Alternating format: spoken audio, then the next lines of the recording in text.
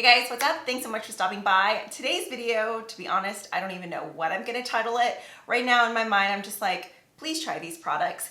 So instead of just like a normal monthly favorites, because I still plan on doing a February favorites where I include February favorites, that felt like it came out weird, video where I talk about like my recent reads, shows, movies, things like that. But these are all just beauty products that I genuinely love. A couple of them are newer to my routine, but a lot of them have just been living in my drawer for a while now, and they're just products that I gravitate towards every day. So starting off, we have two sort of random prep products.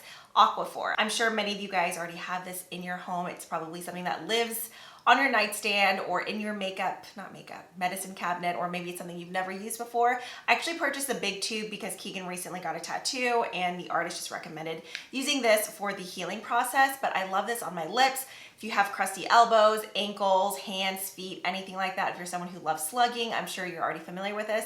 If you don't know what slugging is, I'm sure that introduction was almost like, ew, what is slugging?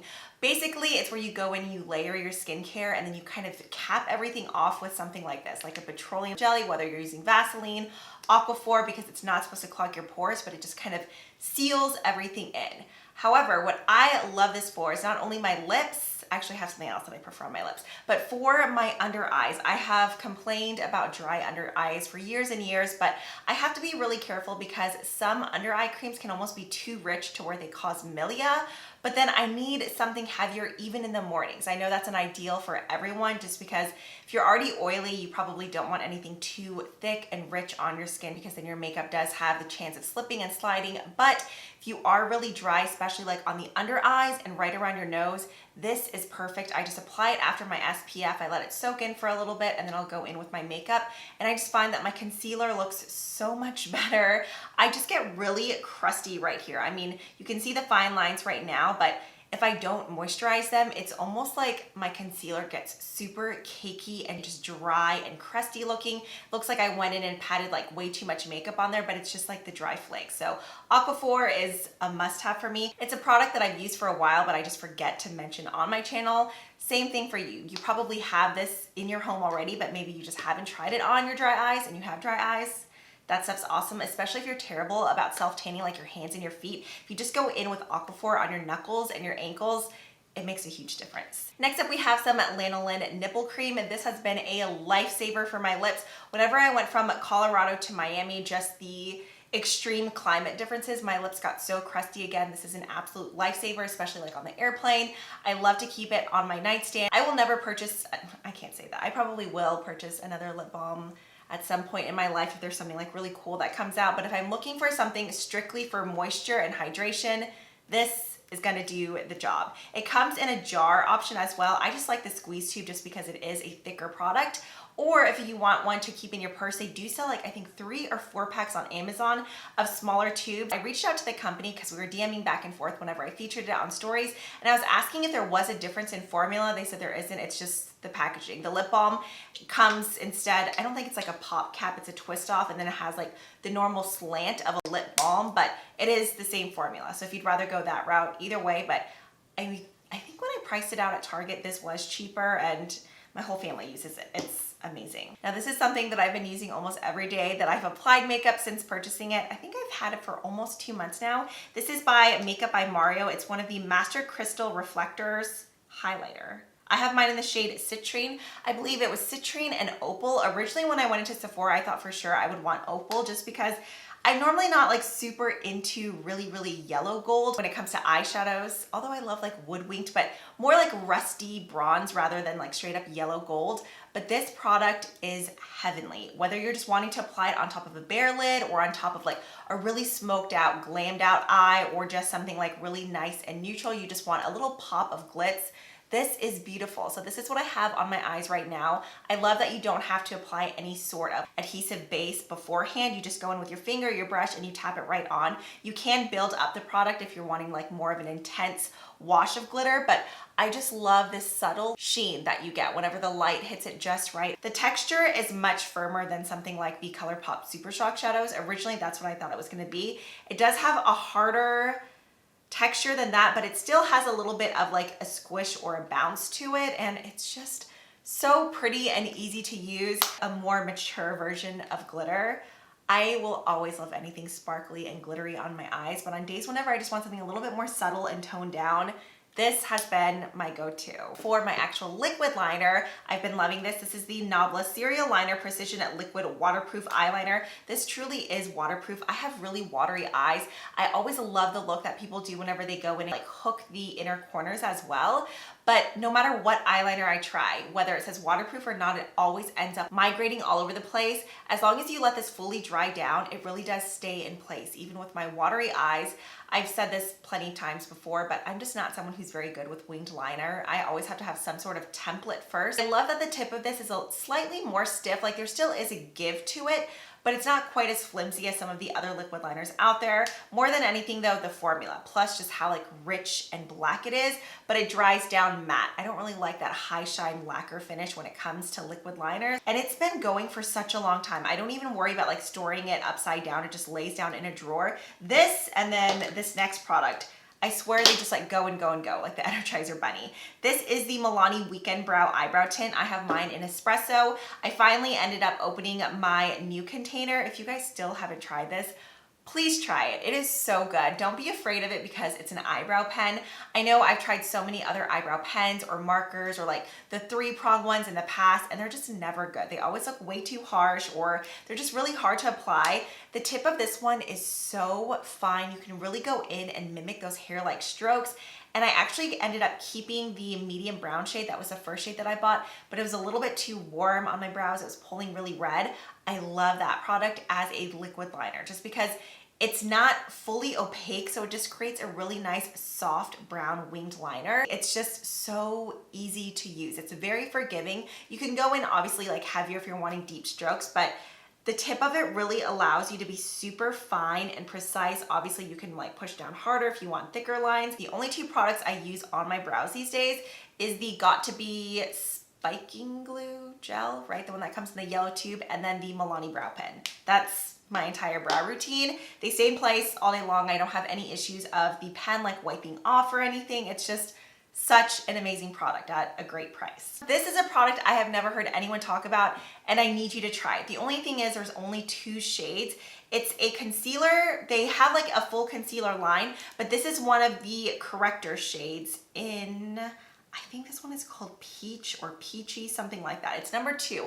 I'll link the exact one that I have it down below. I adore this. Oh, I didn't even tell you the brand. It's from Innisfree. It's just the My Concealer, but in the corrector shade. I've tried so many other correctors in the past. While I still love the newer, well, it's not even that new anymore. It's been out for several months. The NARS concealer or corrector concealer that came out, I do still like that, but I prefer this more. I've never found another corrector that just like matches perfectly to truly correct like the deep dark tones on my face. For instance, I have like a sunspot here that I like to go in and dab in and correct. And then of course, just my under eyes. I do still like to go in with concealer on some other portions of my face, but whenever I use this on my under eyes, I barely have to go in with any concealer except for maybe like a little bit more right here just to add a touch more brightness. But just the quality of this concealer, corrector, whatever you want to call it, I love how easy it is to blend out, but more than anything, I love that it lasts all day. Now, the other just like normal concealer that I've been loving is Dior Forever Skin Correct. I have mine in the shade, I think I went a little bit light. It's 2CR, but I really like to apply this on the high points of my cheeks just to add a little bit more brightness. And then sometimes that is a concealer that I'll go ahead and apply a little bit of here on the sides of my nose, just where I do get a little bit dark. It's just such a creamy formula. Very lightweight and hydrating, but has great coverage. And it just gives your skin this beautiful luminosity. I really want to try the actual concealer not concealer, this is the concealer, Dana. The actual foundation in this line as well, just because I've been so impressed by the concealer. I went back to the Laura Mercier Secret Under Eye Brightening Powder. Do you guys remember this stuff? I've been going back and forth with like the Huda Beauty one and then the RCMA No Color or Amethyst powder. But the last several weeks, I pulled this back out. I've just been revisiting lots of older makeup in my collection, and I forgot how much I really love this. It is so finely milled. I definitely find that this powder formula is even silkier than just their normal translucent setting powder. I know a lot of people still love that one. That is great on the under eyes, but This one is just so much more lightweight and it just really does apply so beautifully. Even when you rub it between your fingers into just this amazing silky finish, but it doesn't feel like there's any actual powder sitting on your under eye. Sometimes if anything's too heavy, I instantly just feel that cakiness on my under eyes. I don't get any of that with this powder. If you still have this in your collection, pull it back out. A newer product that I purchased because of TikTok. I know, I didn't have TikTok like for forever, and then my friend Laura constantly was sending me like random TikTok things. Then I was like, okay, I'll look at it for like recipes and organization. But I saw someone use this. I was really intrigued because I've never really heard anyone talk about it here on YouTube, at least the people that I watch. I'm sure there's plenty of videos out there, but just on my personal subscription feed, I had never heard this mentioned, so I was really excited to try it.